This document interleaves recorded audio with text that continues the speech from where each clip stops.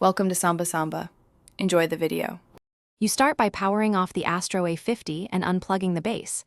This prevents shorting. Use a Torx T6 and a plastic spudger to lift the ear cup rim. Be gentle so clips don't break. Once the rim is loose, remove the visible screws and set them in a labeled container so you can reverse the process accurately.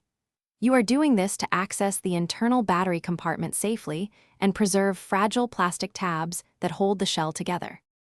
Once the shell is open, peel back foam and any tape to reveal the battery. You need clear access to the connector. Carefully disconnect the battery by pulling the plastic connector, not the wires, to avoid damage. Now remove the old pack and compare the new battery's voltage and polarity to ensure compatibility. This is why matching specs matter. Incorrect voltage can fry the headset.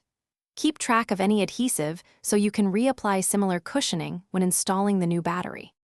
Install the replacement by seating it in the compartment and connecting the plug. Make sure polarity aligns so you don't damage electronics.